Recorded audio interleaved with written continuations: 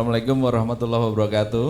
Waalaikumsalam warahmatullahi wabarakatuh. Ya tadi mendengar case pertama dari Pak Dokter tadi, saya rada ya satu sisi ikut ini ya, berempati ya Pak ya, bahwa itu sudah sedemikian rupa pasti udah habis biaya banyak gitu ya. Sehingga ketika tadi Pak Bayu cerita bahwa wah, ini kalau sudah terlanjur besar kan gitu ya. Nah kalau yang ke saya ini belum jadi apa-apa Pak, jadi saya rada bersyukur nih. Jadi bisa memulai dari 1.005 gitu, kira-kira begitu. Baik Pak, saya cerita sedikit. Ini lokasinya kalau bapak-bapak pernah ya ke Tasik Selatan Pak. Ini di Kecamatan Cipatujah namanya Pak. Jadi Cipatujah kalau bapak dari Pangandaran ke arah barat kira-kira ya 2 jam lah dari Pangandaran. Ya 2 jam ke Pangandaran. Kalau terus lanjut nanti ke Pamengpeuk, ke Rancabuaya, naik nanti Rancabuaya sana ya. Betul Pak. Okay. Ya. Ini lokasinya kebetulan di muara sungai Pak, lahan yang saya miliki. Di lokasi ini sebenarnya bukan 10 hektar tapi 1,5 hektar. Sisanya berlokasi kira-kira 10 menit dari lokasi ini ya, lebih di atas gitu ya, lebih di atas. Yang di sini sekitar 1,5 hektar dan ini berada di dekat jalan utama pantai selatan Jawa ya. Jadi ini backbone pantai selatan ya, di yang abu-abu itu Pak. Gitu. Iya. Jadi lokasi yang tulisannya ATJ itu Agung Trijoko Pak itu. Baru namanya aja Sana Makan Resort gitu ya. Belum ada apa-apa. Kira-kira begitu.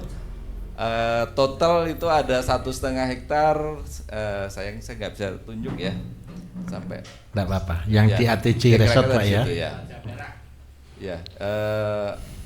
Lahan ini sekarang posisinya di sana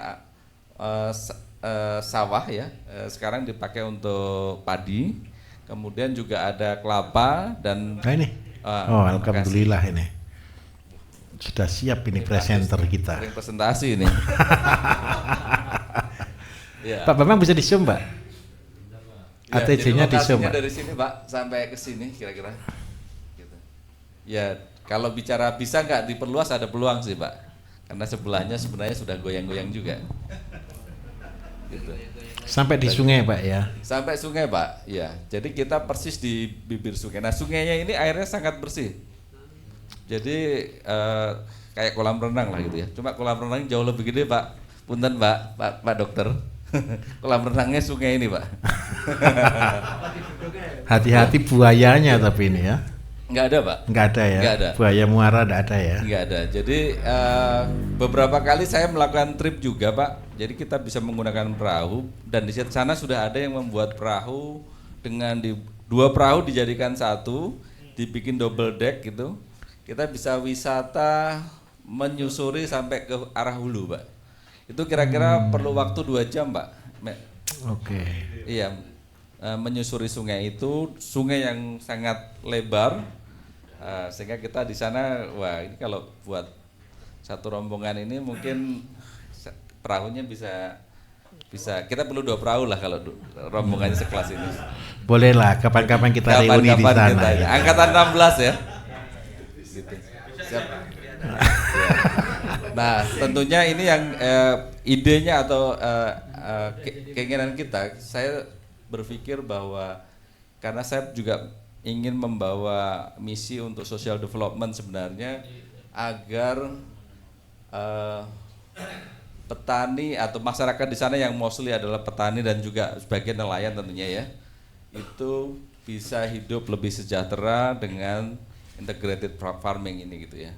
Karena yang mengolah sawah ini sekarang adalah orang setempat gitu ya, tapi yang dia selalu katakan adalah nanam padi itu rugi dan sekarang hanya ditanam padi saja. Yang gelap-gelap itu kolam atau mana? Itu ada kolam Pak, ya betul, ada balongnya tuh. Masih milik. Iya.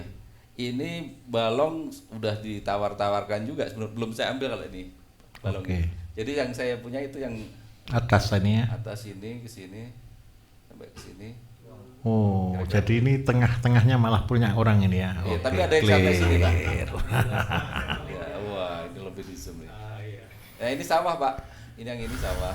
Ini yang Ini pohon kelapa ya berarti ya. Ini kelapa pinggir-pinggir ini, dan kelapa itu sekarang disadap Pak.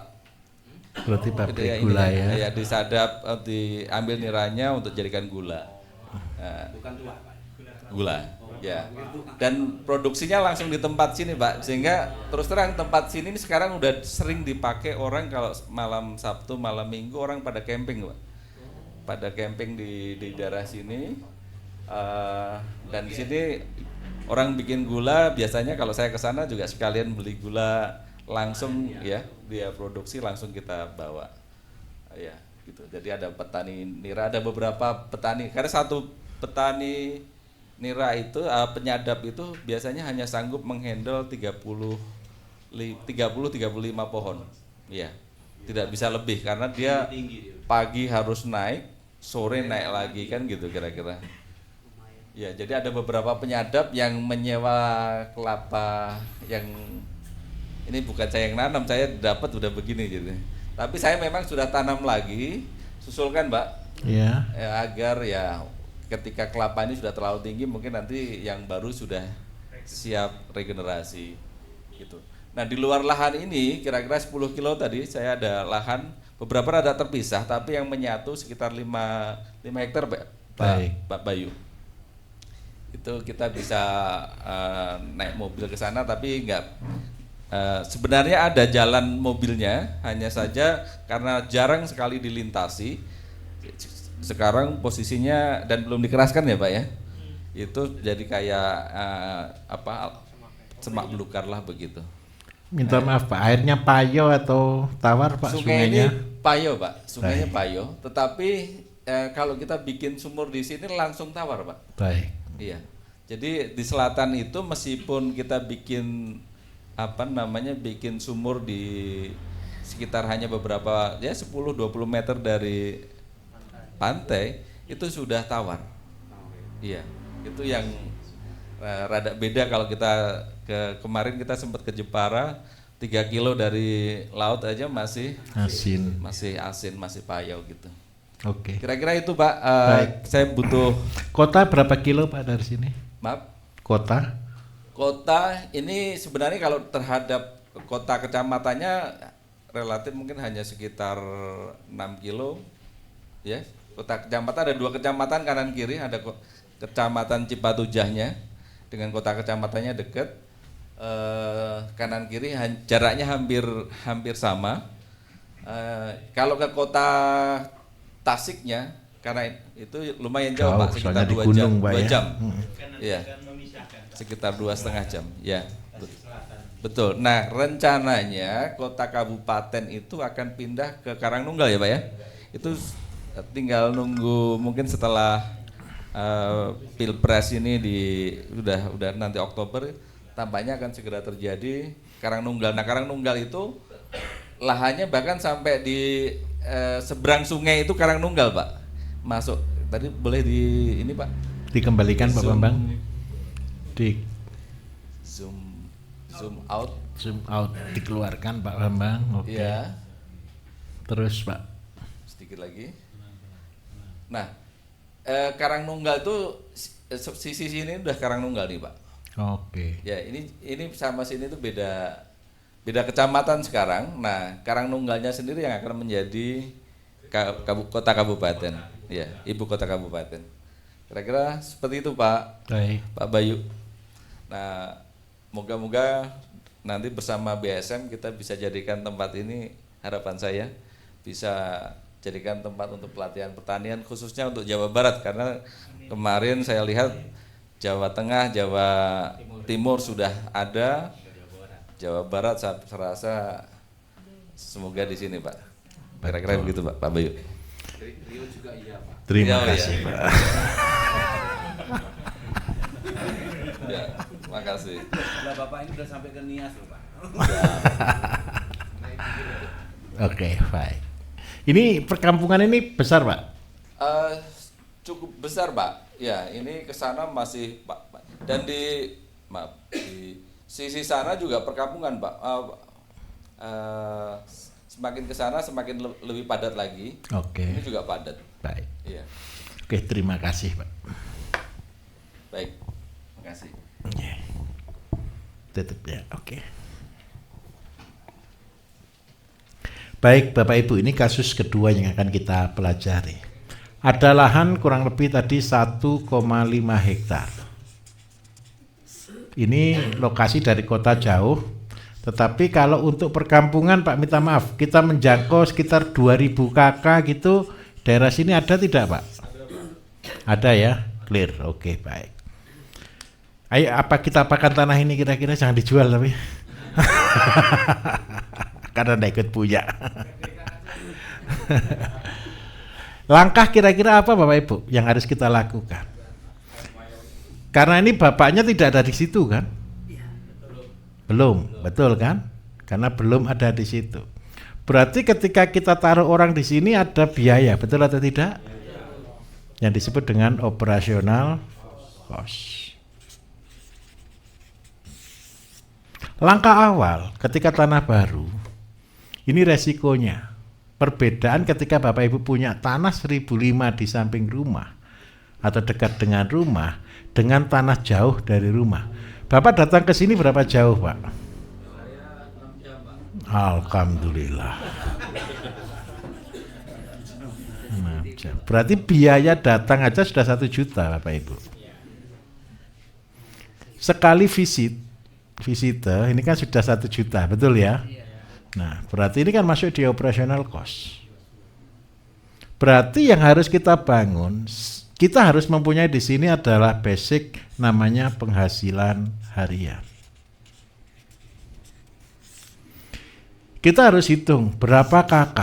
Ini akan mempengaruhi berapa pendapatan yang harus kita capai. Kita tidak bisa muluk-muluk di sini. Karena apa? Karena masyarakat sudah punya sistem.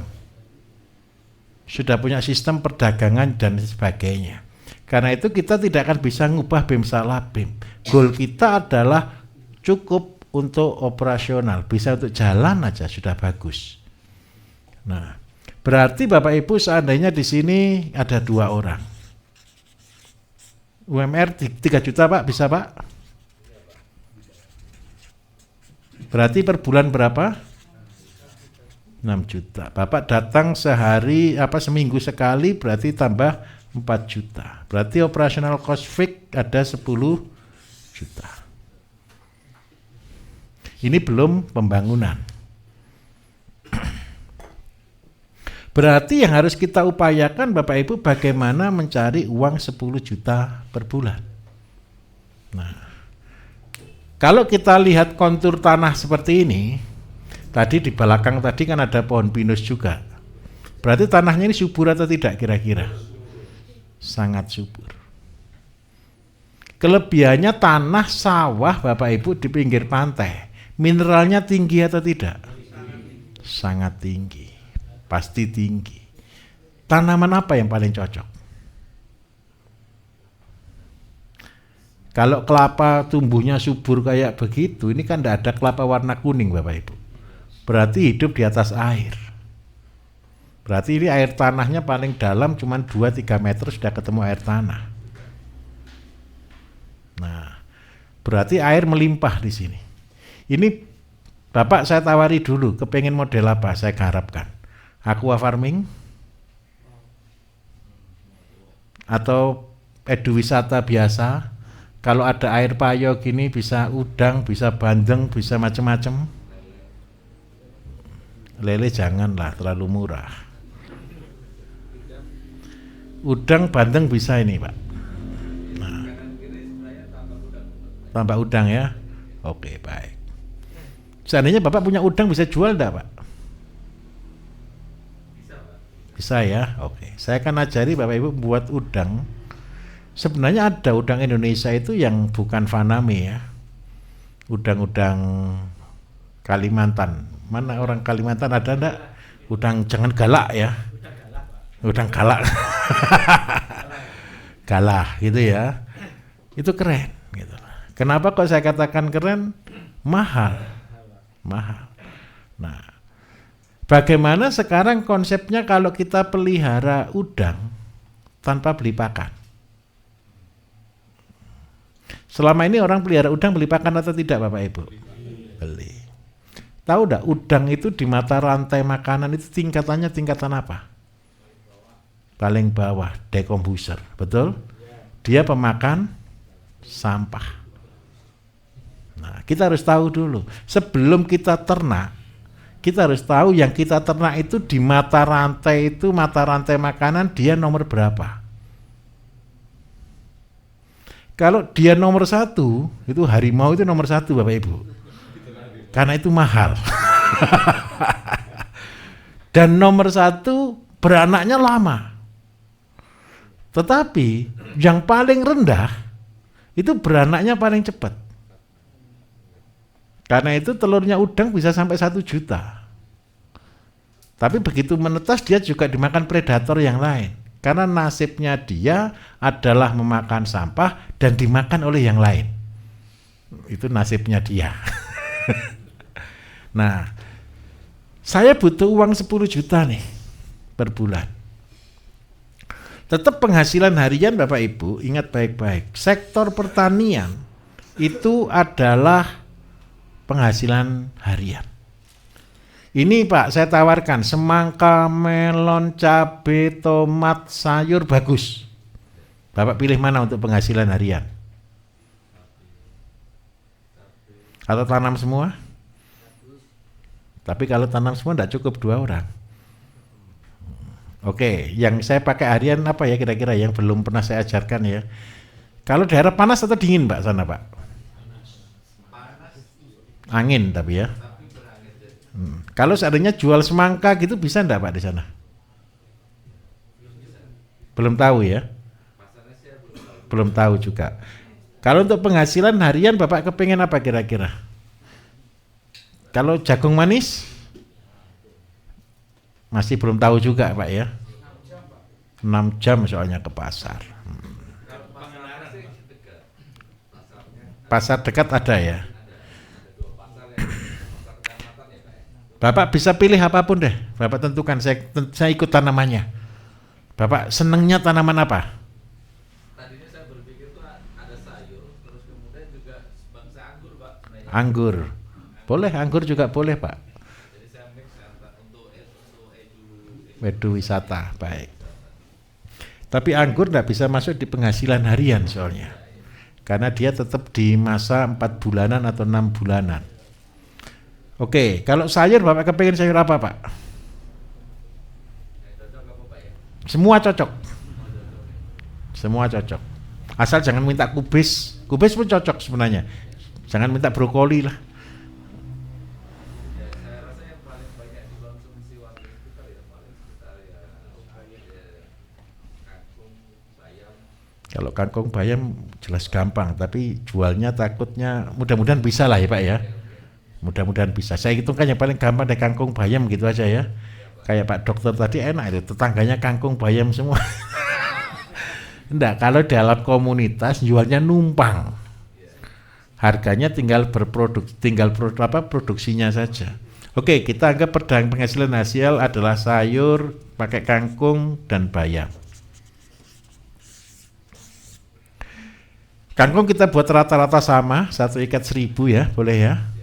1 ikat 1000.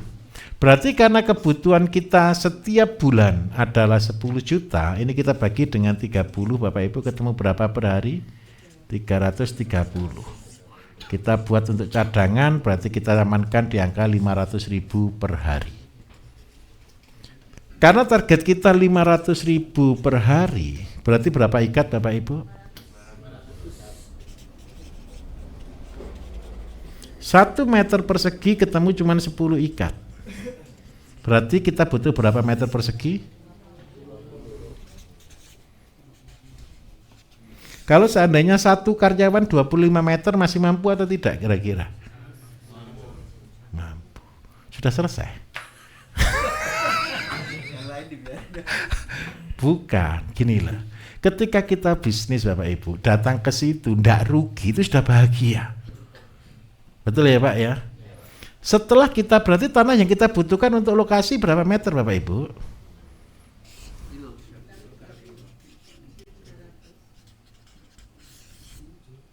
Dari 1,5 hektar kita ambil 1.500. Sudah clear. Masih ada 10 kali lipatnya. Nah, Bapak silakan planning. Kalau ini dijadikan tempat wisata, ini keren. Percayalah Bapak Ibu, kalau dari daerah Payo kayak begini, ini tempat ikan hidup paling bagus. Saya sendiri kan di pulau-pulau Bapak Ibu. Pulau itu ketika kita cari pulau untuk pelihara ikan di keramba, kalau boleh, seandainya boleh itu dikasih keramba Pak. Di sungainya Pak. Dan itu menjadi wisata yang keren. Kenapa kok saya katakan keren? Beginilah. Air dari gunung dan air dari laut akan ketemu di muara. Betul ya? Di muara ini adalah tempatnya ikan. Karena tempatnya ikan, resiko tertinggi buaya itu aja. Itu resiko tertinggi gitu loh. Biasanya namanya muara, tempatnya buaya. Dan buaya muara itu buaya paling jahat Bapak Ibu. Itu warnanya agak keemasan itu, agak kuning itu. Nah, tetapi kalau kita bisa pelihara ikan di sini, saya jamin 100%, pelihara ikan tanpa beli pakan itu di muara. Karena sirkulasi arus bagus dan arus membawa makanan. Nah, kalau paling bagus ikan apa yang ada di situ? Paling gampang bandeng. Bandeng di air mengalir Bapak Ibu. Luar biasa. Rasanya itu tidak ada nomor 2. Pasti nomor 1. Karena tidak bau lumpur. Tahu makanannya bandeng? Lumut. Cara membuat lumut di air mengalir bagaimana? Batu ya jangan. Keramba dikasih batu lah ya bolong. Berarti kita harus ngasih apa Bapak Ibu? Kotoran ayam yang dimasukkan karung. Nanti lumut itu akan tumbuh di kotoran ayam itu. Ikan akan makan, ngumpul seperti itu.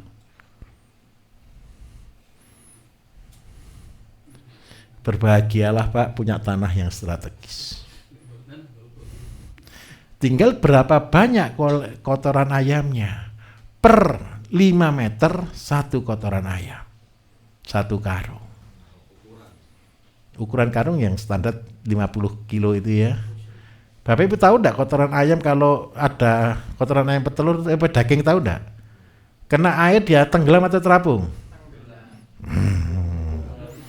Terapung. Siapa yang sudah buat praktek asola di sini? Sudah ada yang praktek asola dikasih kotoran ayam pakai karung, sudah ada belum? Sudah ada? Terapung enggak, Pak? Oh gitu ya, pasti terapung ya.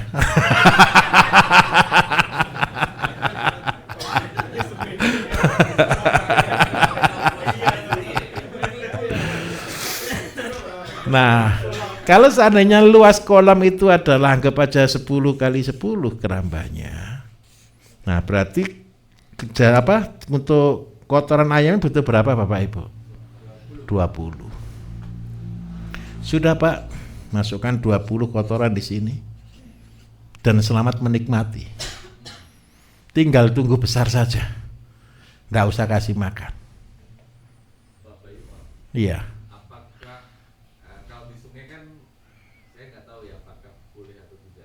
Kalau misalnya kita ini Pak di sini Pak kita boleh, tembusin gitu. Boleh, enggak apa-apa. Boleh, enggak apa-apa. Boleh. Nah, kalau Bapak di atas jangan begini modelnya. Serius sekali. Ini saya jadi miliarder dari ikan Bapak Ibu. Jangan nanggung Pak, buat kolamnya sekalian 5.000 meter Pak. Pak Bambang tolong di-zoom Pak. Oh masih keluar. Sungainya tadi ketemu di titik belok enggak Pak? Iya. Ada di titik belok ya? Minta maaf. Di titik belok ini Bapak ambil dari sini dulu, pakai paralon. Masukkan di kolam di sini. Setelah itu baru ini dibuang di sini Pak. Kalau boleh dalamnya minus 6 meter Pak. Kita gali 6 meter. Tanggulkan di kanan kiri, semakin tinggi lebih bagus. Kalau boleh Pak ya, ini 5.000 meter. Itu jadi satu Pak ya. Satu kolam aja, enggak usah banyak-banyak. Bapak isi di situ, kalau ini jangan dibandeng Pak. Udang sama bandeng. Kalau enggak gitu patin. Silakan pilih, udang sama bandeng atau patin Pak. Kalau udang enggak boleh 6 meter. Kalau udang sama bandeng cuma maksimal 2 meter. Tapi kalau patin, dalamkan, Bapak seandainya jual bandeng berat 5 kilo gitu, susah atau enggak ya? Susah lah, janganlah. Kalau patin Bapak Ibu bisa buatkan dalam 6 meter. Tapi kalau bandeng maksimal 2 meter sama udang. Kalau udang yang Bapak pelihara udang galah. Terus kalau enggak ada ini, Bapak ganti dengan faname. Nah, konsepnya satu. Pelihara udang itu Bapak Ibu ingat baik-baik. Udang itu adalah dekombuser. Berarti makanannya dia adalah makanan-makanan organik. Sebelum air ini ngalir terus Pak, ditutup dulu, Bapak siapkan kolamnya, kasih di sini rumen. Rumen sapi. Dosisnya per 100 meter persegi ini 1 karung. Nah, setelah rumen di bawah Bapak Ibu baru isi air. Setelah isi air, warna air berubah jadi hijau pekat, baru ikan dimasukkan semuanya. Makanannya sepele. Bapak Ibu tahu enggak makanan udang paling gampang itu apa? Singkong.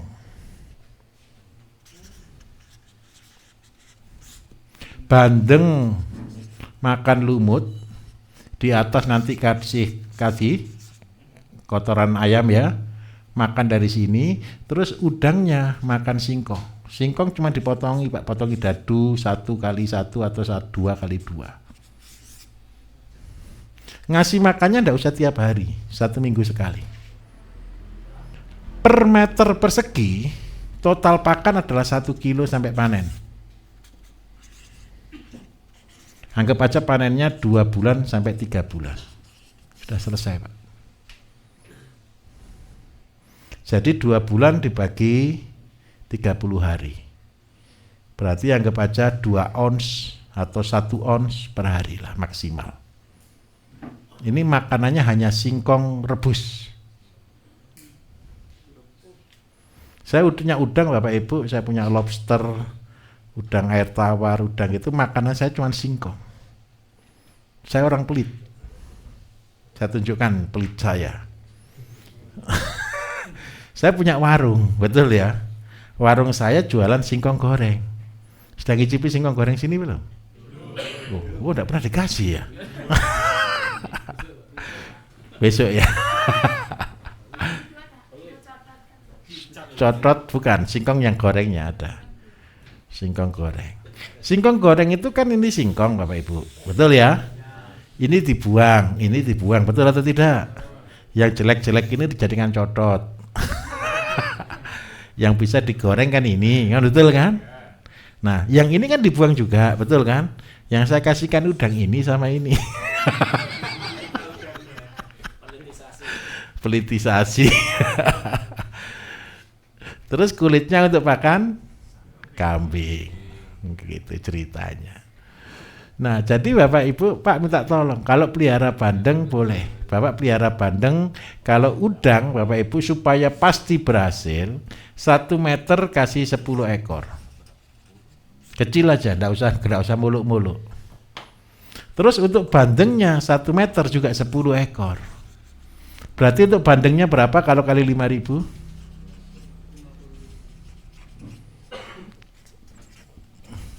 Ini ketemu berapa? Kalau cuman kepadatan 10 meter 2 bulan sampai 3 bulan, ini size-nya dicapai antara 50 sampai 70 untuk udangnya, untuk fanami. Berarti kalau kita nyebar 50.000, size 50 ketemu berapa kilo?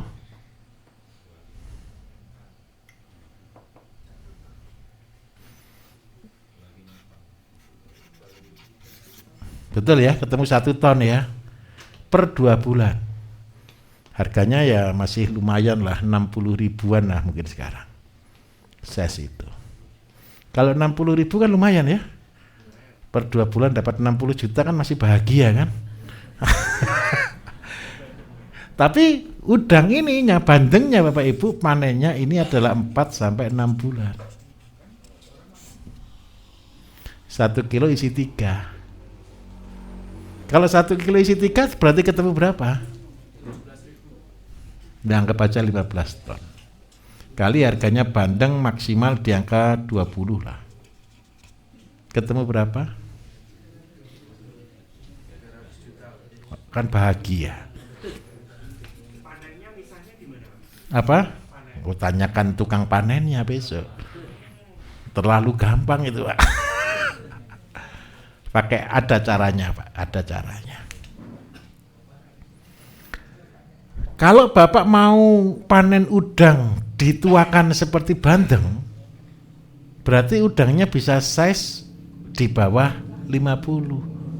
Bisa 30 sampai 40. Kalau 30 40 harganya bukan 60, Pak, 100.000. Bisa? Apa kelebihannya dengan cara ini? Kalau ini sudah tidak pakai asola lagi, pelihara ikan tanpa beli pakan. Ini konsepnya. Tapi syaratnya jangan iri yang punya lain loh. Kok enak Pak? Ini susah juga, cari lokasinya ini yang susah. Nah, tapi kalau di sini saya yakin aman. Kalau yang di Muara ini tadi Pak, seandainya Bapak buat di sini, ini resiko. Kalau malam-malam buaya ngamuk itu habis Pak, keramba itu. Ya jujur. Saya biasa melihara keramba begitu soalnya. Tapi kalau di laut itu kita buat sistem, ada abalon, ada kerapu, ada kakap merah Pak. Jadi semua sama tanpa beli pakan konsepnya. Oke, dipahami kira-kira Pak? Berarti kita tanam singkong ya? Apa? Nah, daripada nganggur tanam singkong. Nah, kalau tanam singkong apa yang harus dilakukan? Buat pabrik, Pak. Sekarang pernah tahu singkong keju Bapak Ibu? Nah, buat cari singkong yang enak sekali. Kalau di Salatiga ini pusatnya singkong enak, Pak. Jadi buat pabrik singkong keju, tinggal Bapak beli frozen, jadi industri di sana. Industri singkong. Lah, gara-gara industri singkong keluar apa Bapak Ibu? Kulit. Berarti apa yang terjadi? Sudah. Yang dijual adalah singkongnya, bonusnya adalah pakan kambing. Hasil kambing kembali ke singkong. Sudah satu siklus. Nah, sudah bahagia. Tinggal Bapak suatu waktu tinggal jadikan sebagai tempat wisata. Nah, kalau ini sudah jalan dulu Pak, ini saya bukakan pintunya saja. Setelah pintu sudah terbuka, ini kan sudah pintu terbuka Pak. Operasional cost kan sudah selesai. Ikan kan tabungan. Nah, ketika ada rezeki lagi, saya minta tolong satu, biarpun Bapak hari ini punya uang, tolong jangan dikeluarkan. Kalau ini digerojok terus, nanti takut kayak Pak Dokter.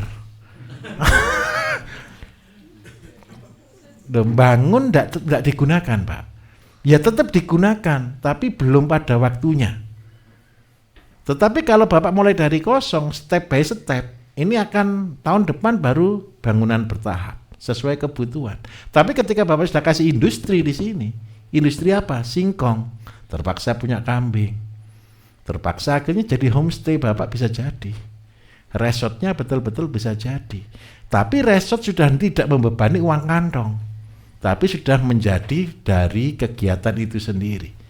Itu konsep yang saya lakukan Bapak Ibu. Semua tempat wisata saya membangun dirinya sendiri. Kalau saya ditanya orang ngambil uang dari sana, enggak pernah saya ngambil. Uangnya tolong dikembangkan. Kenapa kok harus dikembangkan? Semua tempat rekreasi kalau tidak ada progres, tidak akan didatangi orang. Karena orang itu selalu tunggu hal yang baru. Kalau tidak ada yang baru, oh sudah kuno gitu. Kecuali ada satu, kebutuhan. Kayak contoh, kalau lokasi ini dekat kota, saya tidak jadikan ini. Saya jadikan supermarket, Pak. Supermarketnya apa? Supermarket organik. Petik semangka di tempat, petik tomat di tempat, panen sayur di tempat, ambil telur di tempat. Oh, antri tidak karuan Bapak Ibu. Betul atau tidak kira-kira? Tapi karena lokasinya 6 jam, ya jangan. Cari yang tidak beresiko. Ini tidak beresiko sama sekali. Ini no risk. Seandainya modal yang dikeluarkan tidak besar, operasional anggap aja 15 juta, berarti anggap aja 4 bulan 100 juta deh selesai. Kita buat kolam anggap aja 20-30 juta ya maksimal 200 juta finish Pak. Dengan tanam singkong.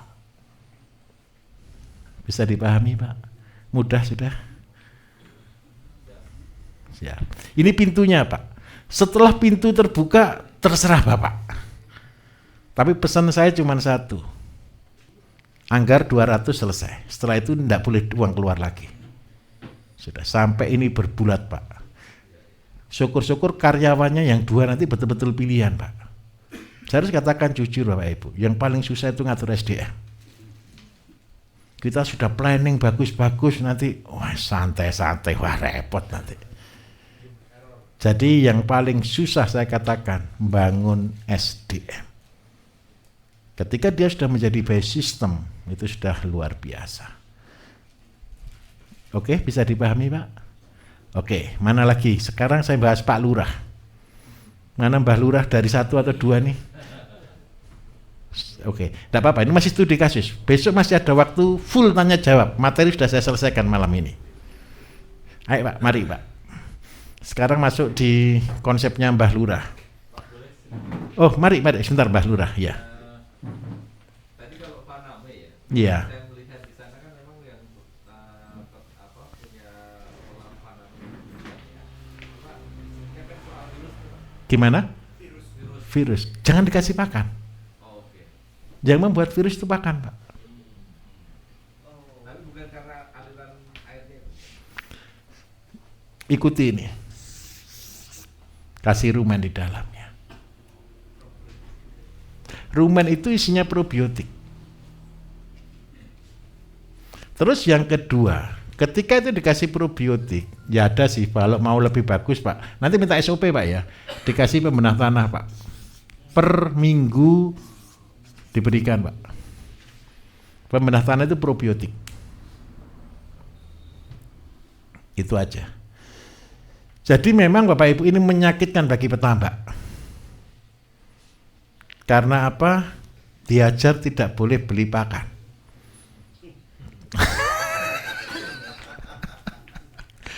Petambak itu rata-rata minta maaf. Dia kepengennya beli pakan Bapak Ibu. Betul atau tidak kira-kira? Padahal ketika minta maaf dikasih pakan itu terurai atau tidak sih Bapak Ibu? Habis atau tidak sih? Itu loh sumbernya penyakit. Disipon kayak apapun itu loh sumbernya penyakit. Kalau Bapak mau save di sini Pak, buat filter. Filternya kasih arang aktif. Terus sama eceng gondok. Sudah. Jadi arang aktif, eceng gondok baru masuk kolam. Di filternya. Oh, enggak ada kincir Pak. Saya ajari Bapak ini, sebentar, ini primitif Pak. Ini belum modern sama sekali. Ini 1 meter isi 10 ini Bapak ditertawakan banyak orang. Tenang saja, enggak apa-apa. Kalau yang modern 100 Pak. Tapi 100 dengan resiko, 10 tanpa resiko. Karena kita masih belajar, lebih baik belajarlah tanpa resiko.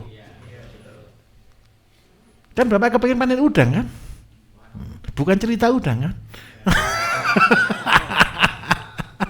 Ini serius Bapak Ibu. Orang terlalu berambisi dengan kepadatan tinggi, betul atau betul? Nanti panennya banyak dan sebagainya. Jangan. Kalau saya, pilihlah yang pasti berhasil. Setelah pasti berhasil, klik berhasil, bisa panen udang, kembangkan.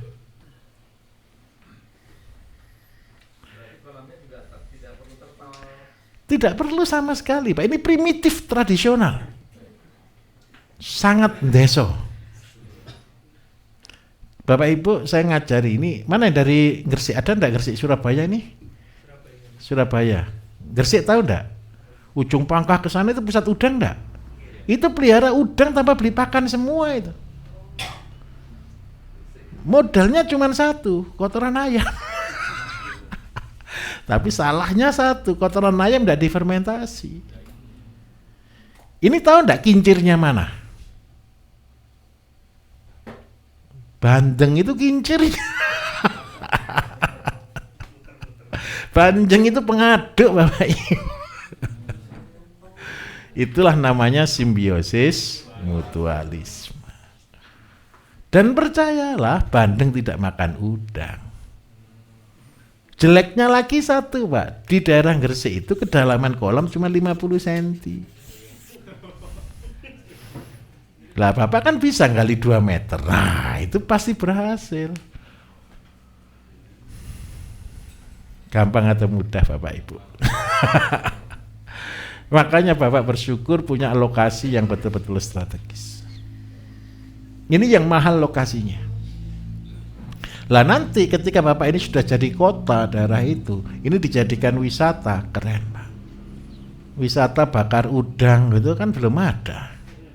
Makan udang sepuasnya bayar 100.000, nah, gitu kan bahagia itu yang datang itu. Pulang-pulang tidak bisa jalan.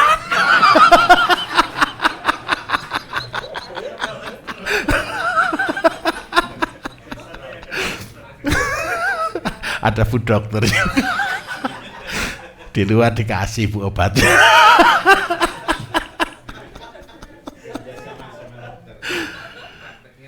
Coba bayangkan ya, udang kalah seadanya ya, ada udang kalah Pak ya.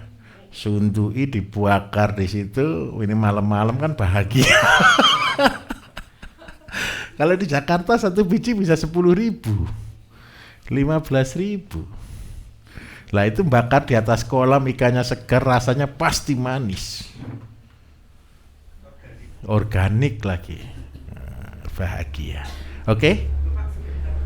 Kalau seandainya yang tipe udang galah sama gurame, terus ditaruh pakannya juga karung tai ayam terfermentasi, itu juga bisa diterapkan yang di kolam gurame itu enggak Pak?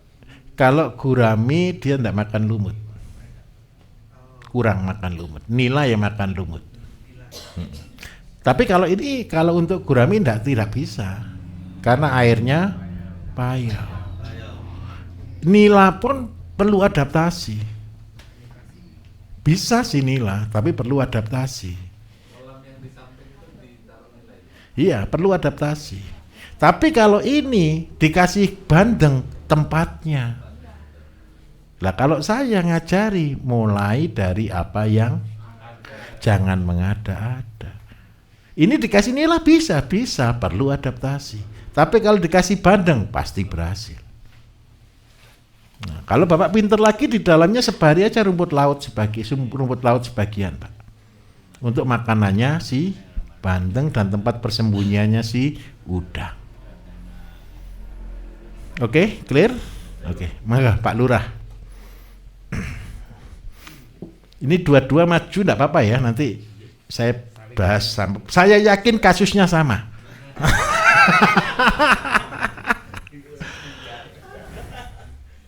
Sebentar Pak. Bapak Ibu yang lain sambil belajar sama-sama loh ya. Karena apa, Bapak Ibu nanti juga besar juga kok. Tes. Bismillahirrahmanirrahim. Assalamualaikum warahmatullahi wabarakatuh. Waalaikumsalam warahmatullahi wabarakatuh. Salam sejahtera dan selamat malam bagi kita semua. Yang saya hormati Amin. Bapak Bayu, yang saya hormati Bapak-bapak, Ibu-ibu peserta pelatihan BSM. Terima kasih untuk waktu yang diberikan kepada saya. Saya Kepala Desa Sukorso di Klaten, Pak. Klaten, saya sudah baik. 17 tahun nih, Pak, jabat Kepala Desa. Alhamdulillah, Pak. ini sudah periode kedua ya berarti ya. Ketiga, Pak, ini, Pak. Alhamdulillah, sudah tidak bisa nyalon Alhamdulillah lagi ada- ketambahan bonus 2 tahun ya 2 Pak ya. tahun, Ji. Baik. Kemudian kasus yang ada di desa itu sebenarnya kan banyak sekali. Kemudian kenapa saya tertarik untuk mengikuti pelatihan BSM yang diadakan oleh Pak Bayu ini, karena saat ini di desa itu sudah digelontorkan dana desa, minimal adalah antara 800 sampai 1 M tergantung dari wilayah. Kemudian untuk ketahanan pangan minimal 20%. adalah 20% dari dana desa, Pak. Baik. Namun saat ini belum bisa memanfaatkan secara optimal karena memang sebagian besar saat ini untuk pembangunan fisik, Pak, masih. Jadi sarana prasarana irigasi dan juga jalan pertanian, meskipun itu bukan jalan pertanian, tapi ya diakoknya jalan pertanian. Karena apa? Karena memang keadaan jalan yang kurang mendukung seperti itu. Nah, Betul. kemudian kami sudah menggelontorkan kepada KWT, KWT karena di desa kami itu ada 30 RT. Kemudian setiap RT ada 1 KWT, termasuk 1 KWT di tingkat desa yang dikelola oleh PKK, Betul. PKK.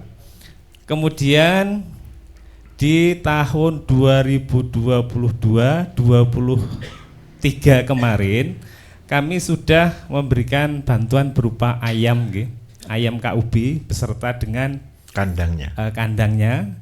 Kemudian juga untuk pemanfaatan pekarangan itu kami juga memberikan bibit-bibit sayur dan juga buah untuk dikelola oleh masing-masing KWT.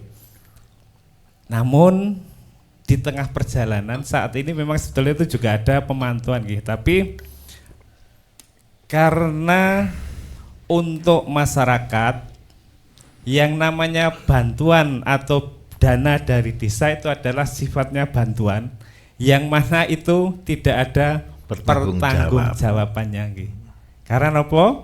Karena memang saat ini untuk masyarakat desa dan juga mungkin perkotaan pun yang setiap bulannya itu ada bantuan dari pemerintah, sehingga masyarakat saat ini tidak mau berkreatif, istilahnya pun jaga akan lah.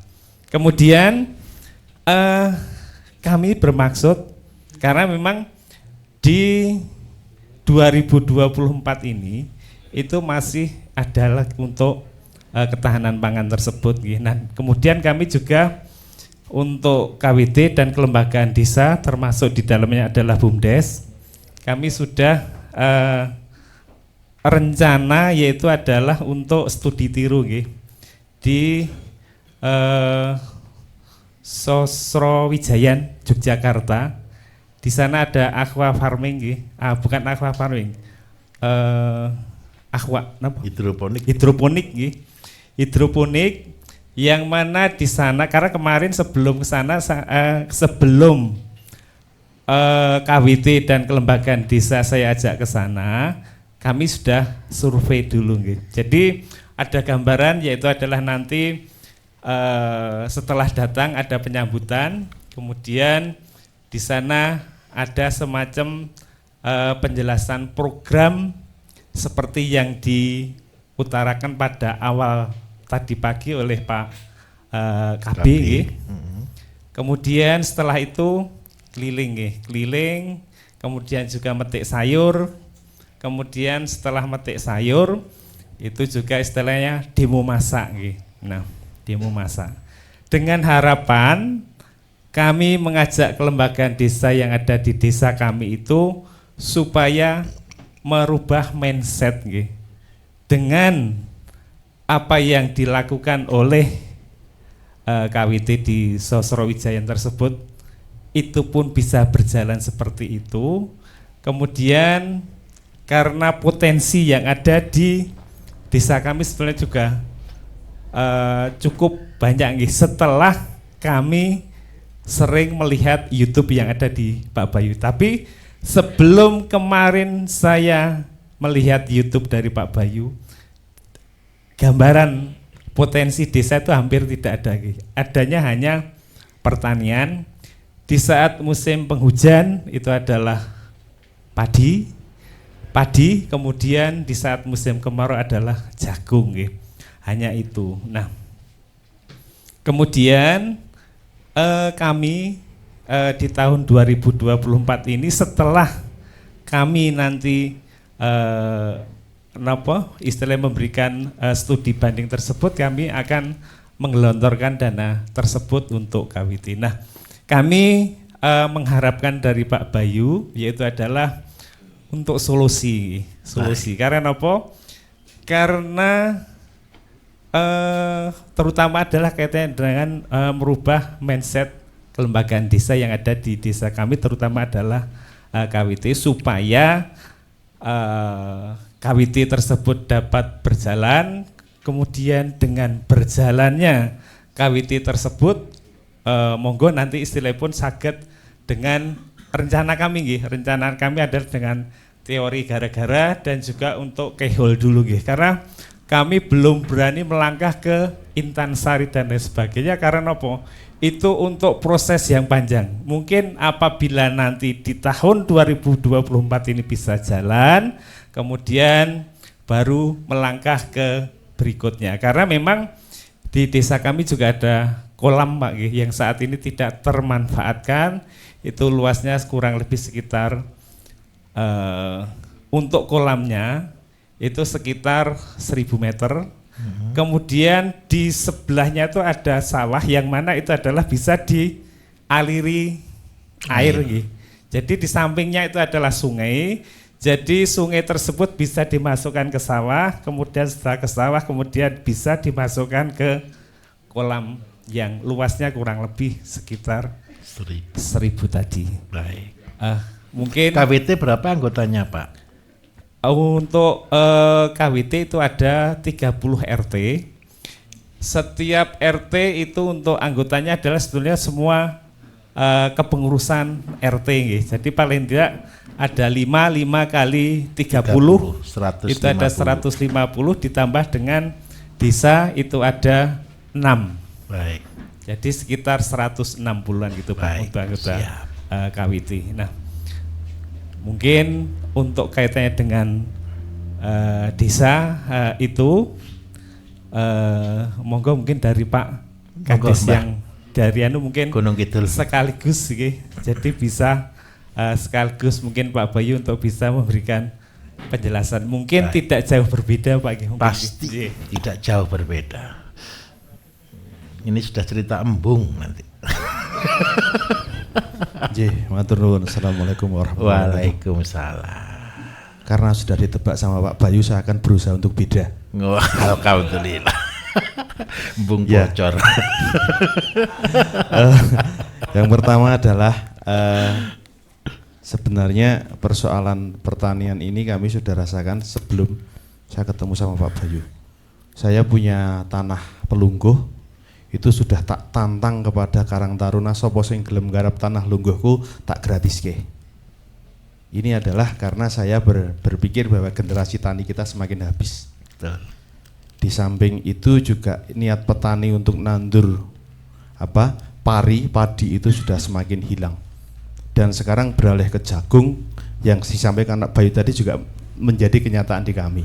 Karena kemarin ketika tak tanya Kang nandur opo, jawabannya adalah nandur jagung. Kenapa nandur jagung? Hasilnya lebih banyak, garapnya lebih mudah. Tapi setelah tak tanya apakah duit jagung bisa untuk beli beras, ya tidak bisa untuk beli beras. Tetapi kalau nandur pari maka bisa sampai besok musim sebar pari lagi itu masih biasanya masih. Nah ini kenyataannya. Dan di kami itu tanahnya kering. Dan hama yang ada di sana salah satunya adalah kera ekor panjang. Itu. Terus kami sampaikan juga teori gara-gara Pak. Gara-gara saya agak lucu, gara-gara telek ayam maka saya ketemu Pak Bayu. Karena di rumah saya itu kan masih kampung, kemudian ayam itu umbaran, banyak yang kemudian nelek di rumah saya itu sampai kita jengkel, terus pada akhirnya tak bikinkan kandang, urusan ayamnya siapa tak masukin ke kandang. Ini jadi gara-gara telek ayam saya ketemu Pak Bayu gitu. Terus pada akhirnya setelah ada ayam ya terus harus berpikir bagaimana supaya bisa merawat ayam, terus kemudian mencari informasi, pada akhirnya ketemulah YouTube-nya Pak Bayu. Itu, dan saya sudah berusaha mati-matian untuk sampaikan ke KBT kami Pak, kepada PKK kami, sosok ceramah gaya saya kayak Pak Bayu kayak ngerti-ngerti yo gitu loh. Tapi juga tetap dibantah sama mereka. Kemarin juga sudah tak siapkan ayam KUB itu juga sebagian.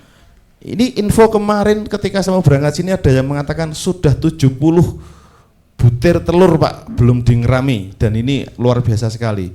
Tapi ada juga yang kupiye ayamnya mati kabeh Pak, itu juga ada. Ini masalah di kami Pak kayak gitu. Terus kemudian tadi agak sedikit karena udah tebak Pak Bayu nanti perkara embung tadi. Kami sampaikan kami punya telaga namanya Telaga Namberan. Dulu ketika saya masih belum jadi apa-apa, jadi RT aja belum, masih jadi Karang Taruna tingkat dusun, itu ada program desa wisata yang pada saat itu menggunakan telaga. Dan menurut saya sangat tidak tepat karena telaga kui setelah dibikin talut kayak gitu cemplungi bebek-bebekan yang menurut saya ini jut opo mengecek-ecek banget gitu loh menurut kami. Konsepnya menurut saya tidak seperti itu. Nah setelah kemudian saya terpaksa jadi lurah Pak Bayu karena saya lurah tanpa modal Pak, belas mbok sidik nek duwe modal gitu loh. Saya jago lurah iki modale utangan. Om, aku dikon dadi lurah, njut ngopo? Iki nek arep apik kowe nyili duit aku. Lah nggo ngopo? Ongkos politik itu harus ada, tapi money politik saya enggak setuju. Kene arep apik om kowe ngutangi duit aku, nek apik banget ngenai kudu milih gitu. Nah terus pada akhirnya juga dikasih duit 5 juta Pak itu. Nah ini telaga ini Pak Bayu berada di pinggir jalan wisata, artinya ada di jalur wisata. Terus kemudian luasnya sekitar 1 hektar dan masih banyak lahan kosong di sana. Kebetulan sekali di samping telaga itu juga tanahnya orang tua saya, sekitar juga 1 hektar di situ. Jadi total sekitar 2 hektar. Kemarin itu sebelum ketemu YouTube-nya Pak Bayu, dan gara-gara ketemu YouTube-nya Pak Bayu jadi hilang semangat saya. Karena saya kemarin tuh berencana bikin semangka. Jadi saya membayangkan bahwa di pinggir telaga itu udah tak kasih bambu-bambu, harapannya nanti di sanalah semongko ting grandul, kemudian orang bisa memetik semangka di situ. Tapi setelah ndelok YouTube Pak Bayu, lihat terus kemudian info-info, ternyata nandur semangka tidak semudah yang saya bayangkan. Dan terbukti saya nandur kangkung aja nggak hidup Pak Bayu. Alhamdulillah. Ya Allah, itu saya sampai diolok-olok delok-delokane YouTube Pak Bayu, semua apa kangkung wiraurip gitu loh. Asyuh ya. Ada YouTube Pak, kalau nggak ada YouTube kerasa pasti. Ya. Karena ada YouTube maka saya nggak berani disensor. Iya. Lah. Iya. Gue saya Pak, rasa Pak, nggak berani saya. Ada Pak Bayu. Ya, itu Pak yang jadi saya membayangkan bahwa lokasi yang ada di satu bahwa itu di telaga dan yang satu itu di tanahnya bapak saya, dan kami sama Mas Irul itu kebetulan kalau ini kan saya presidennya, dia DPR itu, dia Bamuskal Pak itu. Ya Pak ya. Ya lah, kami membayangkan bahwa di telaga ini nanti bisa menjadi wisata yang sekali juga edukasi. Tetapi sekali lagi bahwa memulai itu pasti akan banyak sekali tantangan dan kemudian orang tidak percaya. Le mau ngerti tanaman ki kapan gue arep gawe kaya ngono kuwi gitu loh. Terus kami membayangkan bahwa kami ingin mulai dari tanah bapak saya saja. Jadi yang itu tanpa resiko Pak gitu loh. Kami ingin tanpa resiko karena sak kemaki-kemakine lurah ketika di musrah tidak disetujui ya ada ngopo-ngopo. Karena semuanya itu ketika musrah juga urusannya BPD. Nah makanya kami berharap bahwa nanti akan kami mulai di tanah kami. Tanah kami dulu, insya Allah nanti bayangan kami ya 1005 itu bisa kita terapkan di situ yang ada di pinggir telaga. Alhamdulillah dari pinggir telaga itu. Lah, yang berikutnya Pak Bayu, ini kami di rumah itu kami punya ada ruko di atas, di bawah itu ada ruang-ruang kosong yang itu cor Pak, dak itu Pak. Baik. Jadi agak lembab. Saya berpikir untuk bikin jamur. Tapi kok di YouTube-nya Pak Bayu nggak ada yang jamur gitu loh. Baik. Saya jadi bingung ini. Terus kemudian teman-teman juga katanya bahwa jamur ki angel dan sebagainya dan sebagainya. Makanya ini sekali lagi kami baru ingin belajar banyak Pak di sini. Kalau soal desa saya nggak begitu hafal Pak karena saya lurah baru 3 tahun. Jadi masih jauh sama Mbah Wedi. Waktunya Mbah Lurah yang ada di UD. Mungkin itu aja Pak Bayu. Siap. Nanti mohon bantuannya bagaimana cara ngeramik jalan Pak tadi yang sudah disampaikan. Matur nuwun. Oke, baik. Monggo. Nggih, sami-sami. Tadi di depan Bapak Ibu, Mbak Lurah saya bicara di apa untuk bisa sharing di depan. Goalnya adalah bisa ngeramik jalan. Sebenarnya begini loh Bapak Ibu, ini terus terang. Program Intansari itu adalah program terhebatnya Indonesia menurut saya. Karena apa? Ada kepala desa. Bapak kan kurang 2 tahun Pak ya, berarti ya 3 tahun ya. Baik, saya minta tolong sebelum tidak bisa dipilih kembali. Kan jelas kan, sudah terakhir kan. Tinggalkan warisan yang terbaik. Warisan apa yang terbaik Bapak Ibu? Ini saya kasih lembaran baru. Ini yang kita sebut dengan konsep membangun desa.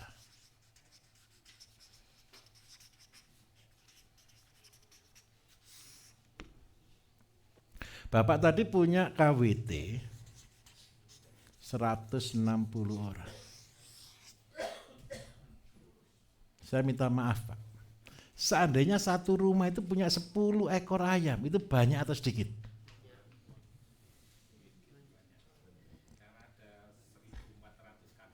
Bukan gitu, hari ini seandainya ada orang punya 10 ekor ayam, itu banyak atau sedikit?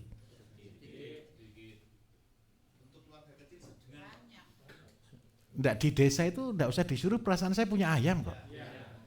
Pong buktinya Pak Lurah tadi aja bisa buat jembatan Batman. Enggak, saya ulangi lagi. Seandainya di desa ada orang di kampung ini loh, punya ayam 10 itu loh, dianggap punya ayam banyak atau sedikit? Bukan orang kaya kan? Gimana? Dianggap banyak ya Pak ya? Di kampung ya? Wah, berarti berapa sedikit itu? Nggak punya gitu. Nah, gini ceritanya Bapak Ibu. Seandainya KWT-nya saja yang punya 10 ekor ayam, wajar atau tidak? Masih bisa atau tidak? Tapi saya minta tolong, jangan uang bantuan. Kalau uang bantuan tadi Pak, tidak ada pertanggungjawaban. Bantuannya di mana nanti saya tunjukkan.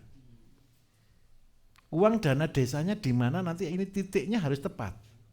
Metik bayam Bapak Ibu kalau tidak tepat umur, tidak tepat sasaran, mati bayamnya.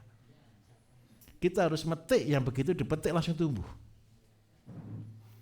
Seandainya dari KWT punya ayam 10, menurut saya enggak banyak. Berarti ada induk berapa di sini?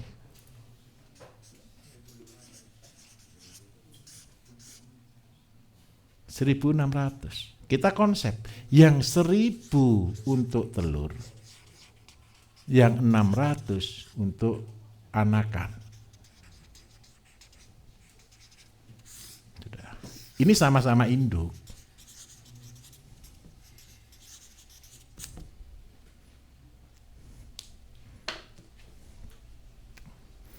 Seribu ini Bapak Ibu, ini ayam kampung murni, enggak usah KUB. Ayam kampung desa sudah. Yang setiap bulan cuma produksi 10 butir. Berarti ada telur berapa yang bisa diproduksi?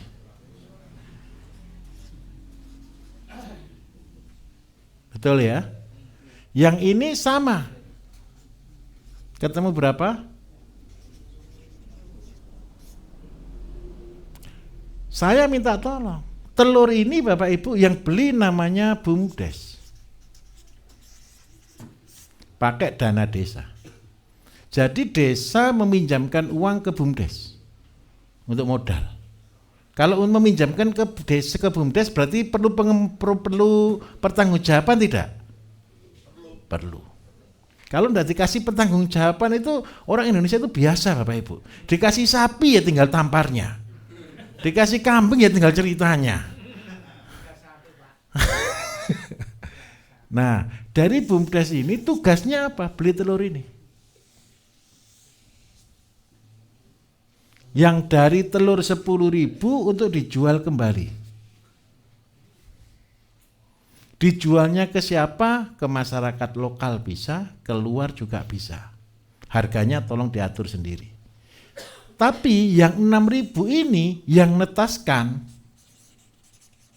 BUMDes lewat Karang Taruna. Bapak di desanya Bapak ada pengangguran tidak Pak? Mimpikan seluruh pengangguran di desa selesai. Itu goalnya. Berarti butuh Karang Taruna untuk penetasan. Ini namanya unit usaha. Penetasan ayam.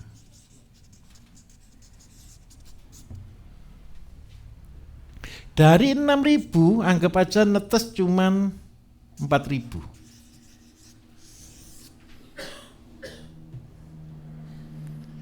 Dari 4.000 Bapak Ibu yang hidup cuman 3 jadi 3.000. Sudah karena sekolah belum lulus. Siapa yang memelihara 3.000 ini? Ini buat lagi namanya unit usaha. Karang Taruna juga atau warga ya, pembesaran ayam. Mitra. Pakannya, perlu pakan enggak ini ayam? BUMDes juga ngelola lagi unit usaha pakan ayam.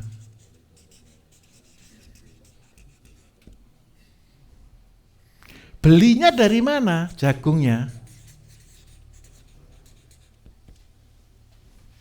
Dari petani. Ingat baik-baik. Seandainya setiap bulan 3.000, berarti jagungnya butuh berapa ton?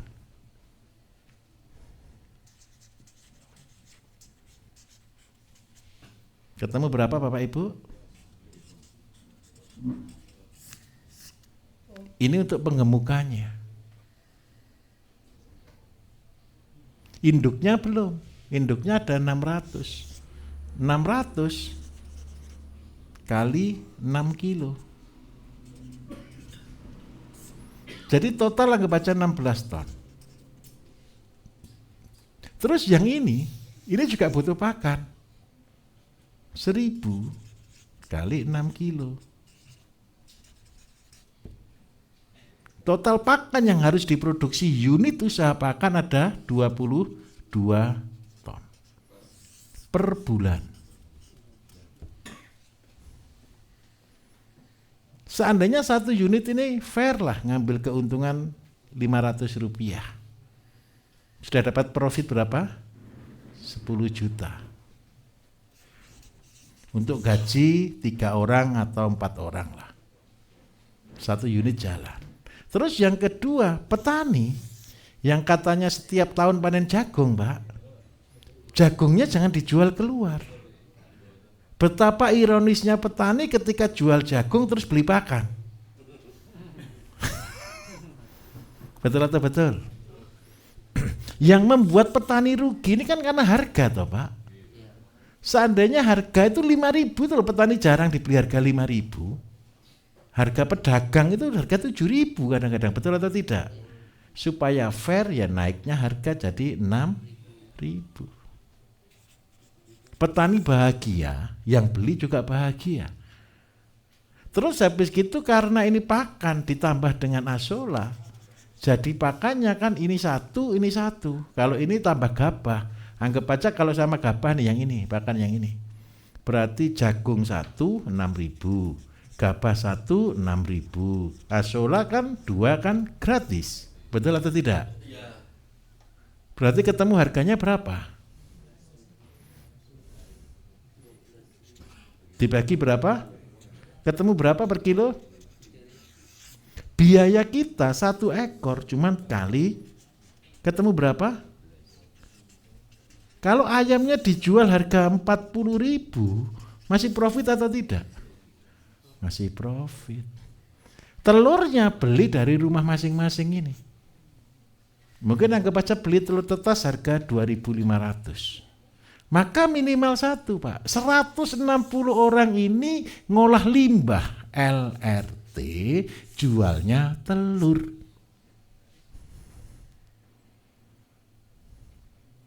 Jadi apa yang dibangun dari sini? Yang pertama, sampah desa selesai atau tidak? Karena apa? Orang-orang ngolah sampah, diajari ngolah sampah, dikasihkan ayam, telurnya dibeli BUMDes. Betul ya? Oleh BUMDes dijual di luar, beli 2.500, BUMDes jualnya 3.000. Tapi tolong, BUMDes ngambil keuntungan 500, ngasih ke mereka, ini jamu. Jamunya apa yang dikasih? Uteja. Supaya kualitas telurnya berkualitas. Akhirnya yang Bapak selesaikan, minimal limbah rumah tangga di desa finish. Terus yang kedua, setiap rumah tangga punya penghasilan walaupun kecil. 10 itu kali 10 itu ketemu 100. 100 kalau kali 2.500 memang dapat 250.000. Tapi minta maaf, sampah yang selama ini dibuang dihargai 250.000. Di desa Bapak Ibu minta maaf, uang 250.000 itu berarti loh. Betul atau betul, Pak? Betul. Selama ini mereka tidak pernah mikir sampai ke sana. Tapi dampak yang Bapak berikan 250.000 kali 160 orang juga ngeri itu. 40 juta per bulan ini. Itu cuma telurnya. Lah jual ayamnya 40.000 kali berapa tadi? 3.000. Ketemu berapa Bapak Ibu? 12, nolnya tuh 2, 3, 4, 5, 6, 7. Tuh 2, 3, 4, 5, 6, 7. 1 bulan berapa? 120 juta. Pakannya habis berapa? 12.000. Telurnya berapa? Anggap aja di sini telurnya berarti 6.000 dikalikan 2.500. Anggap aja jadinya ini 2.500. Nah, 4.000 lah karena ada biayanya. 16.000 dikalikan dengan 3.000 ketemu berapa Bapak Ibu? Ketemu berapa profitnya berarti? Tidak dikurangi Pak ini Pak.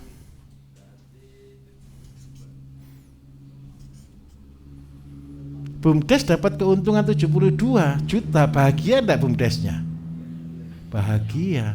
Modalnya tolong suruh kembalikan Pak. Percayalah Pak, sebentar saja desanya jadi terkenal. Karena apa? Termasuk BUMDes yang terkenal. Masa di Indonesia itu BUMDes yang terkenal cuma satu, Bapak Ibu? Kolam renang, Ponggok. Betul atau tidak? Itu perlu sebentar lagi sepi.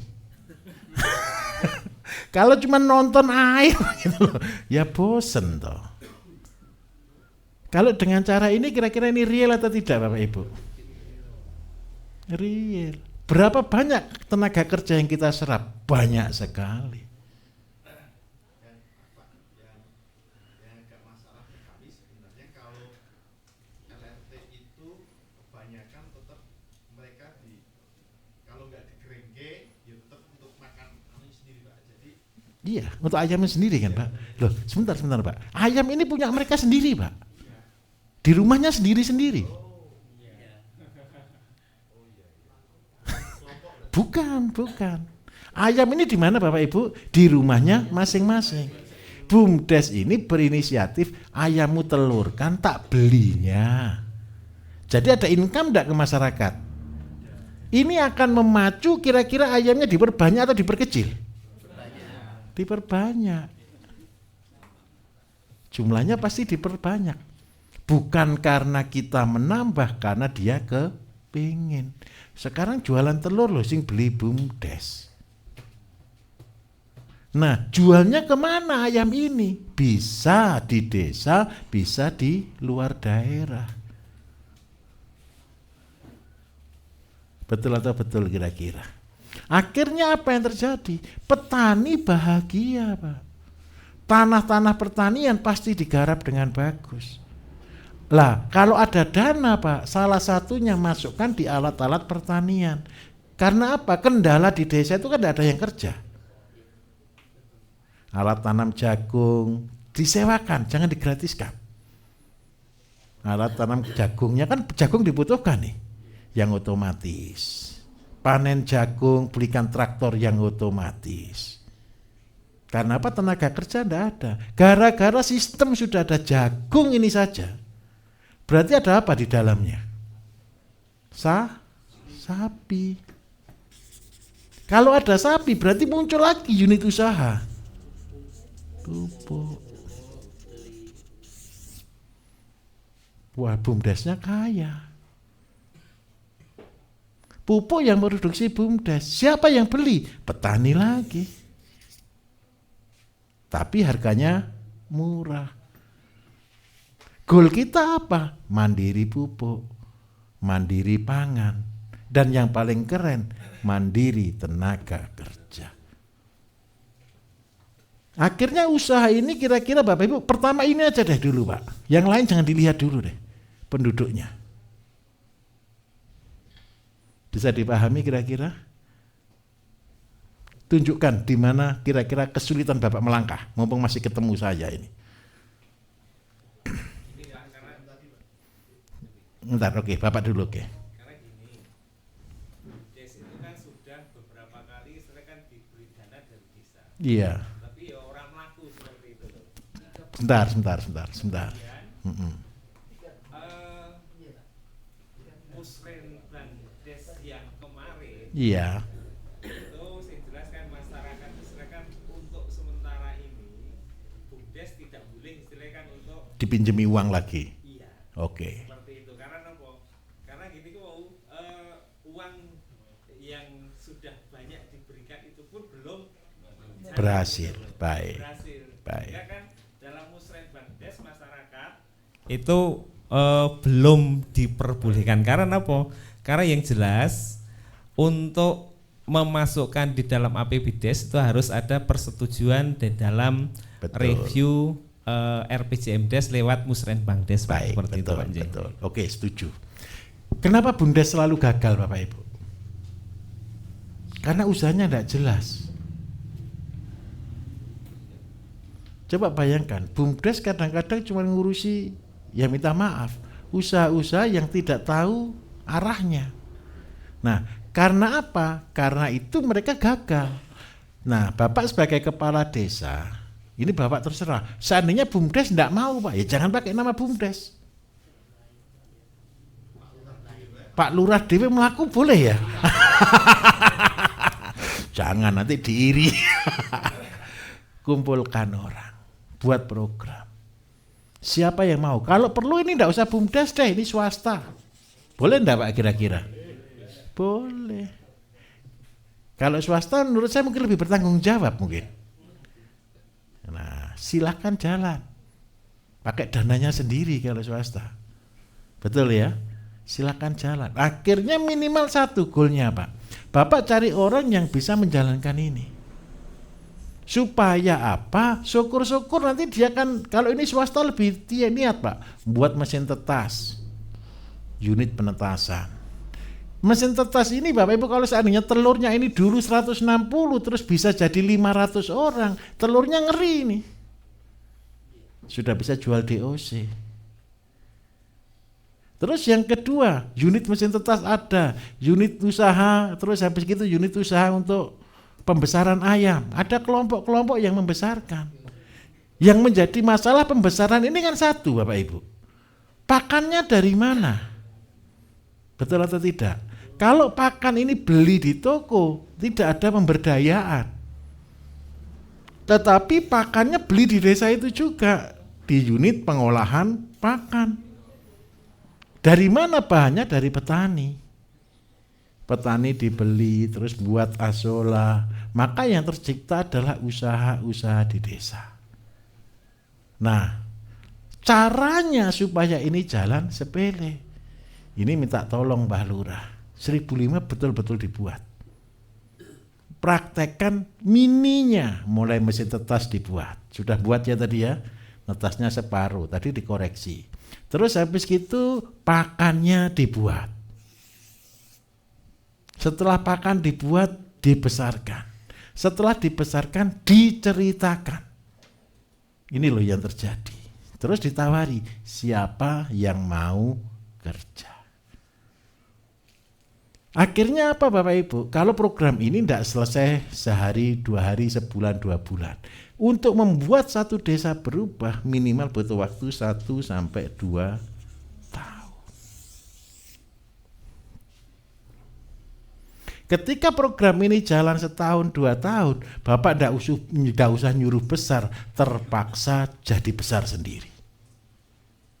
Nah, bisa dipahami ya, untuk Bapak seperti itu. Terus yang kedua, sayur. Karena mereka punya ayam 10 ini saja yang Bapak programkan dengan 3 kali 3, pupuknya ada atau tidak kira-kira? Ada, tolong dibuat. Terus habis gitu, kalau 160 punya tempat 3 kali 3, sayurnya sudah jadi. Ini sudah ramai sudah ini. Lah syukur-syukur jadi percontohan bagi yang lainnya. Kalau semua punya sayur sendiri, mandiri sayur.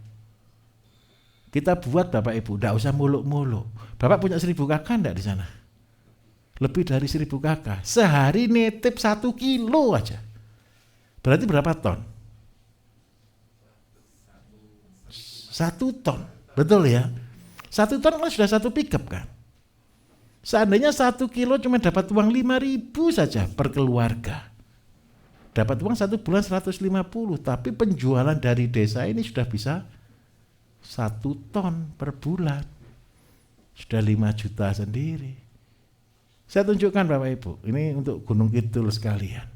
Tanah Gunung Kidul kan subur sekali Pak ya. Nah, subur sekali gitu loh Pak. Untuk tanaman apa? Gitu loh. Nah, oke, baik. Sekarang saya tunjukkan dulu, sabar Pak. Bapak kepengen berhasil langsung atau tidak? Mumpung musim kemarau, pulang dari sini langsung action.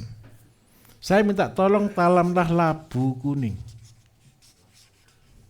Waluh. Gampang atau tidak Pak? Gampang Pak. Bojo saya udah nandur ning Grandul Pak. Tanam sebanyak-banyaknya. Pakai sekolah enggak Pak? Ya Pak. Enggak usah ke sini kan Pak, tanam labu kuning Pak ya. Enggak usah datang ke sini istrinya maksud saya. Sudah pasti bisa kan Pak? Ya. Sudah. Gini loh Bapak Ibu, untuk tanah kritis yang terbagus itu labu kuning. Labu kuning itu satu tanaman itu keluar bisa 40 kilo Bapak Ibu. Betul atau tidak? 1 hektar, ini jarak tanamnya begini loh. Ini 6.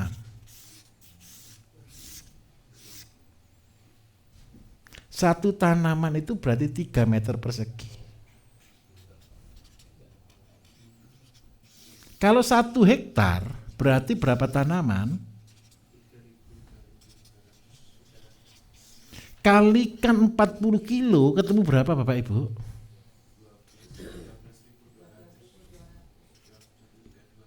$13 ya? Berapa ton ini?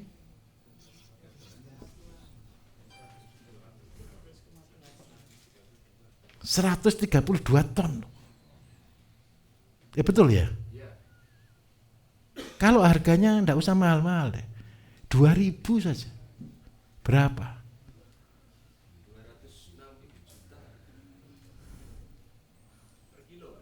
Iya. Kaya atau miskin?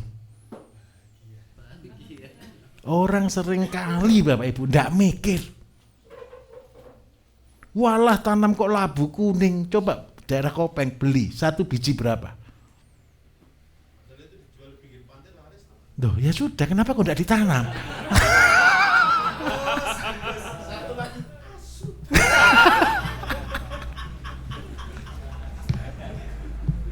Kenapa kok tidak ditanam toh Pak? Sudah, tolong. Jangan mikir ke negeri seberang. Mikirkan yang sudah pasti saja. Saya jamin 100% Pak, kalau nanam labu kuning enggak usah sekolah Pak ini Pak. Dan tanahnya batu. Mineralnya banyak, kapurnya banyak, kulitnya pasti tebal, disimpan setahun awet ini. Tanamlah sesuatu yang sesuai dengan daerah. Jangan kepengen di sini nanam semangka terus, Pak.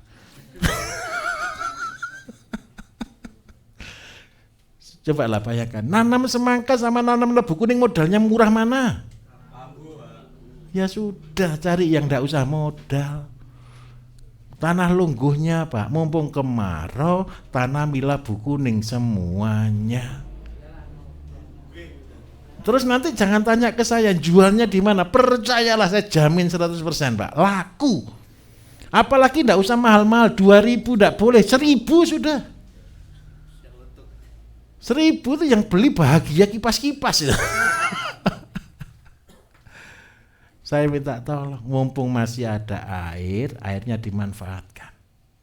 Nanti usahakan airnya sampai habis. Dipakai nyirami labu. Setelah airnya habis, dikuras sekalian, dibersihkan. Kutuk dan lain sebagainya dibersihkan. Baru tanami nila, Pak. Punya 1 hektar itu luas loh Bapak Ibu. Betul atau tidak? 1 hektar itu 10.000 kali 10 itu sama dengan 100.000. Punya ikan 100.000, saya bagi 10 Bapak Ibu, ketemu 10 ton.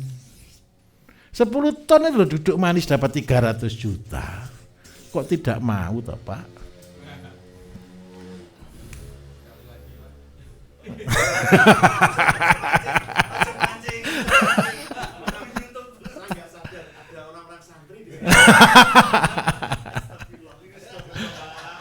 Jadi saya minta maaf Bapak Ibu, begini ceritanya. Konsep yang kita bangun bukan dari apa yang saya ajarkan, tetapi galilah dari apa yang ada. Dan cocok untuk daerahnya, jangan dipaksa. Kalau punya labu kuning Pak, enggak mau jual labu lebih baik. Kasih ayam bahagia ayamnya, betul atau tidak? Kasih kambing itu teriak-teriak bahagia, dia sorak-sorak bergembira dia. Kasih ke orang aja masih enak. Sehingga apa? Ini sebagai bahan-bahan pakan. Dan minta maaf, Gunung Kidul itu sepanjang mata memandang kan batu Pak. Dan percayalah akan sangat bagus.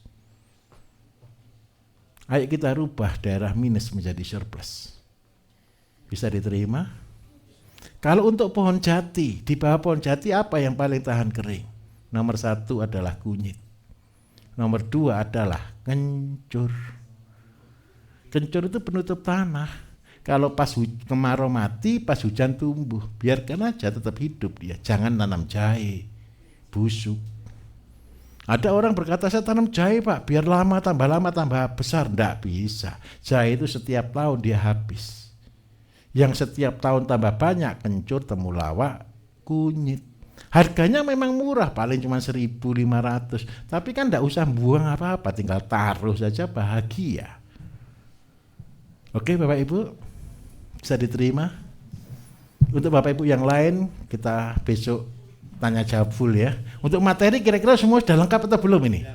Sudah lengkap ya, tinggal besok tanya jawab full. Apa Pak? Iya. Gimana? Jamur, oh iya. Jamur itu gampang Pak. Cirinya jamur itu penyakit atau peliharaan tuh Bapak Ibu aslinya? Coba, ayo. Konsep ini pegang baik-baik. Ada orang pelihara cacing. Cacing itu parasit atau bukan? Parasit. Jamur itu parasit atau bukan? Parasit aja kok bingung toh Pak. Kita harus membuat namanya cuaca, tempat jamur. Di manakah jamur itu tumbuh? Tempat lembab. Berarti yang kita hitung adalah lembab. Sudah. Kalau sudah di bawah cor-coran, tinggal kita jaga kelembabannya. Setelah kelembapan Bapak Ibu ada ventilasi untuk membuka angin dan udaranya masuk ya, sirkulasi. Nah, terus yang kedua Bapak Ibu, minta maaf kalau sudah beli locknya kan gampang Pak ya. Lockbacknya kan gampang, sudah beli saja. Terus yang kedua, yang membuat jamur itu tumbuh berarti apa yang dibutuhkan? Penyiraman. Penyiraman Bapak Ibu terbagus pakai apa? Supaya jamurnya merekah, awet, tidak gampang layu, itu butuh vitamin. Kalau vitamin jelasnya nama butuh vitamin B1. Tapi jangan dibelikan di apotek loh Pak ya. Vitamin B1-nya cari namanya Bekatul. Bekatul 1 airnya 20 liter. Sudah siramkan tiap hari Pak. Selesai. Ini jamurnya pasti bahagia.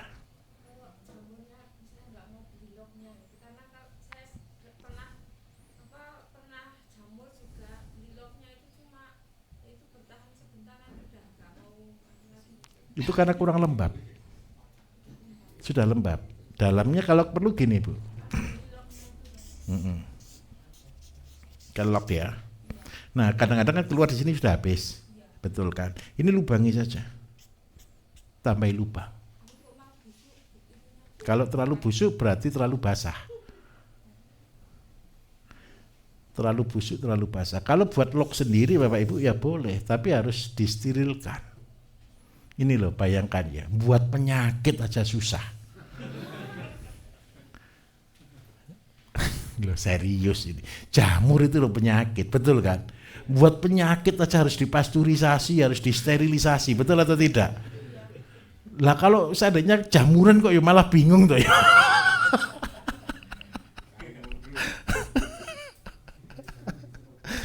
Tapi minta maaf, yang membuat jamur ini jadi susah karena jamurnya diseleksi, kan itu sebenarnya.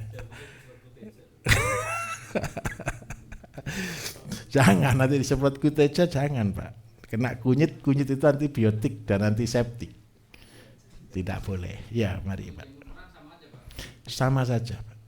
Begini Bapak Ibu, kalau kepengen jamur tidak bondo ya, jamur merang saya setuju. Jamur dari bonggol jagung saya setuju. Belajarlah yang tanpa modal. Paling apes, saya bilang, paling apes kan tidak tumbuh jamur. Tumbuh jamur lain kan, jadinya pupuk. Itu namanya begini loh, nyelam sambil minum air. Jamur merang, tumpuk sebanyak-banyaknya, kasih dedak ya, tolong ya, kasih dedak untuk makanannya, kasih benihnya. Tumbuh berapapun alhamdulillah. Kalau enggak tumbuh, Bapak Ibu kan butuh media kompos kan. Nah sudah, kalau ditanya orang, lo kok enggak jadi ya enggak apa-apa jadi kompos. Kalau jadi jamur semua, alhamdulillah. Semua jamur sama. Bahannya jamur paling gampang kan kayu, betul ya. Merang, terus tongkol jagung. Sudah dibuat seperti itu. Tinggal beli benihnya. Benihnya minta tolong beli yang standar dari sudah punya sertifikat. Jangan beli dari orang, ya. Pertama beli yang sertifikat. Setelah itu jangan dijual loh ya, tapi ya saya ngajari ya. Kembangkan sendiri. Tahu Bapak Ibu di mana kembangkan jamur? Jamur itu dari apa perkembangannya? Spora. Spora itu di mana Bapak Ibu? Ini jamur. Di baliknya jamur. Di baliknya. Supaya ini kering, keringnya tidak boleh dijemur matahari, diangin-anginkan. Setelah kering ini tinggal dicacah halus, giling, tabur di situ, keluarlah benih. Tapi jangan dijual loh ya, nanti melanggar hukum. Harus punya izin yang sebenarnya itu. Nah, kalau sudah bisa membuat begini, Bapak Ibu kembangkan. Kalau jamur merang ya jamur merang. Tahu ya jamur merang, tahu ya jamurnya ya. Yang penting satu, bisa jualnya. Jamur tiram boleh. Kalau gampang paling seandainya cari bibitnya susah, beli aja jamur tiram. Tapi masalahnya kan satu, jamur tiram yang dijual di pasar kan yang kering, itu kan sudah dipanaskan. Kalau beli berarti yang basah, disimpan di yang tempat yang kering, dikeringkan, baru diremet, dihancurkan, disebar. Nah, paling jelek kalau enggak jadi apa? Jadi kompos. Nah, saya minta tolong, belajarlah dari main-main. Ya Mbah Lurah ya. Main-main dulu aja. Kalau jadi alhamdulillah, kalau enggak jadi kompos. Sambil diteliti. Nanti ada pojok-pojok itu yang jadi. Oh, harus seperti ini. Oh, kelembapannya seperti ini. Karena apa Bapak Ibu? Saya jelaskan kayak jelek bagaimanapun. Kalau enggak praktek, enggak mungkin. Nyemprot nanti saya bilang lembab, teles. Ketakutan, kering. Jadi Bapak Ibu yang akan praktek dari hati ke sana. Enggak usah lama, 2 bulan kan sudah selesai jamur. Oke, Bapak Ibu? Itu tadi untuk pembibitan tadi Pak. Iya. Pembibitan jamur. Iya. Termasuk jamur merang itu pun juga istilahnya kan dikeringkan terus kemudian Diremet-remet betul. seperti itu. Karena kan kalau jamur merang biasanya itu kan setelah Panen padi, panen padi tumbuh sendiri. 3 bulan kan tumbuh sendiri. Nah, Itu untuk organnya seperti itu ya. betul. Nah, coba bayangkan, tumbuh sendiri loh, enggak ada yang nanam aja tumbuh sendiri, kok masa ditanam enggak tumbuh? Nah, tapi repotnya satu, yang ditanam manusia malah tidak tumbuh, yang dibiarkan malah tumbuh subur. Kenapa kok bisa tumbuh subur? Karena di cuaca dan tempat yang